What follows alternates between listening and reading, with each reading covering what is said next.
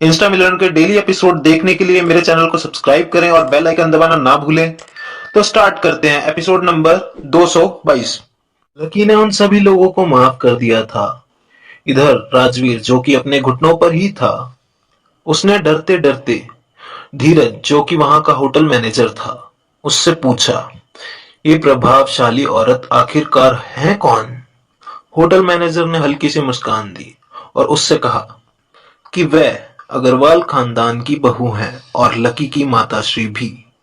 ये सुनते ही राजवीर बहुत घबरा गया और घबराते हुए उसने कहा कि क्या ये अग्रवाल परिवार से हैं? उसके मुंह से बस एक ही बात निकली और उसे याद आया कि एक बार उसके पिता ने बताया था कि कहा था कि अग्रवाल खानदान इंडिया के सबसे रईस खानदानों में से एक है और कोई भी समझदार इंसान उनसे उलझने की गलती नहीं करना चाहेगा। उस वक्त राजवीर अपने पैरों पर ही था, मतलब घुटनों पर ही था और उसने तुरंत हरकत में आते हुए लकी के जाके पैर पकड़ लिए और उससे कहा, मुझसे बहुत बड़ी भूल हो गई, मुझे माफ कर दो। मुझे बिल्कुल नहीं खबर थी कि तुम अग्रवाल परिवार के बेटे हो। मुझे माफ कर दो। अब राजवीर की बातों में बहुत ज्यादा इज्जत थी और आंखों में डर था।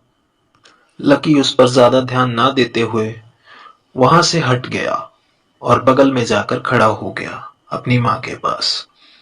और लकी ने अपने मन में सोचा कि वो इतना सब कर चुके हैं यहाँ इन लोगों के साथ, तो वो लोग बहुत ज्यादा डर चुके हैं। इसलिए उसने कहा, मैं तुम सब लोगों को वैसे ही माफ कर चुका हूं पहले ही, तो तुम सब लोग खड़े हो जाओ और अपनी अपनी जगह पर वापस बैठ जाओ।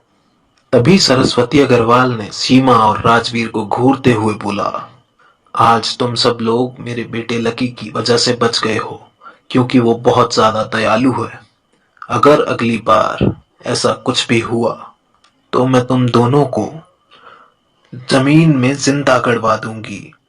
राजवीर और सीमा को घूरते हुए बोला और फिर उन्होंने लकी की तरफ पलटते हुए लकी से कहा, लकी, मैं यहाँ इन नीच लोगों के बीच में 2 मिनट भी और सांस नहीं ले पाऊंगी, इसलिए मैं तुरंत वापस अपने कमरे में रूम नंबर 888 में वापस लौट रही हूँ। तुम यहाँ अपने दोस्त जिससे भी तुम बात करना चाहते हो उससे बात करो और वापस मुझसे आकर मेरे रूम में मिलो। इधर यह सब होता हुआ दिव्या देख रही थी, जिसके कहने पर लकी वापस आया था। वापस नहीं, वहां पर आया था। तभी लकी दिव्या की ओर बढ़ने लगा और उसके पास जाने लगा और लकी की माँ यानी सरस्वती अग्रवाल वहां से जा रही थी और वो वहां से निकल गई थी। लकी इधर दिव्या के पास पहुंच चुका था।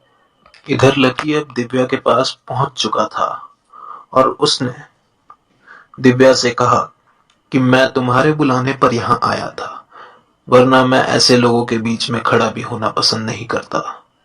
दिव्या डर रही थी क्योंकि वह जान चुकी थी कि लकी कोई पैनकेक बेचने वाला इंसान नहीं था, वह अग्रवाल खानदान का वारिस था। दिव्या ने डरते डरते लकी से कहा, मैं तो आपको यहाँ अच्छे के लिए ही लाई थी, लेकिन मुझे नहीं पता था आपके साथ सीमा और राजवीर ऐसा करेंगे, वरना मैं आपको यहाँ बिल्कुल नहीं लेके आती। लकी ने तुरंत उसकी बात काटते हुए कहा, कोई बात नहीं, जो होना था वो हो गया, तुम इसकी चिंता मत करो, मैं तुम्हें बिल्कुल भी इसका दोषी नहीं समझूंगा। यह जानकर दिव्या को बहुत ज्यादा राहत मिली और फिर लकी ने कहा, मैं अब यहाँ से जा रहा हूँ, मैं यहाँ 1 मिनट भी और नहीं खड़ा हो सकता। लकी वहां से निकल गया और होटल के प्रेसिडेंशियल रूम 888 में जाने के लिए बढ़ गया। लकी के वहां से जाने के बाद ही लोग अपनी हुई बेइज्जती का बदला अब राजवीर से लेना चाहते थे। वह उसका जिम्मेदार राजवीर को ही समझ रहे थे, क्योंकि अगर राजवीर और सीमा उसका मजाक नहीं उड़ाते तो उन लोगों को इस तरह किसी के सामने अपनी बेइज्जती नहीं करवानी पड़ती। सीमा माहौल गर्म होते ही सीमा माहौल गर्म होता देख तुरंत वहां से निकल गई। और जब वहां से राजवीर जाने की कोशिश करने लगा, तभी 2-3 लोगों ने उसको घेर लिया और गुस्सा निकालने के लिए उसके ऊपर थप्पड़ों की बारिश कर दी। वहां के वेटर्स ने जैसे तैसे राजवीर को वहां लोगों से बचाया और वहां से बाहर निकाला, और उससे तुरंत कह दिया गया कि वो जो कुछ भी उसने आयोजित किया था उसका भुगतान करे और तुरंत वहां से निकल जाए। राजवीर ने अपने सारी चीजों का भुगतान वहां से क्लियर किया और वो वहां से तुरंत निकल गया भाग के। लोग उसके पीछे पीछे भी जा रहे थे। वह तुरंत अपनी कार में बैठा और ड्राइवर को बोला, जल्दी जल्दी करो, यहां से निकलो। लोग उसको मारने के लिए उसकी कार तक आ गए थे और वह जैसे तैसे वहां से निकल गया। इधर लकी अपने रूम 888 में जाने के लिए रास्ते में था और रास्ते में उसने देखा कि वहां पर काजल और उसकी बहन रीटा भी आए हुए थे, पर लकी ने उनके पास जाना अनुचित समझा क्योंकि वह अपनी मां से मिलने का वादा कर चुका था और वह भी चाहता था कि वह अपनी मां से मिले, क्योंकि वो 7 साल के बाद अपनी मां से मिला था।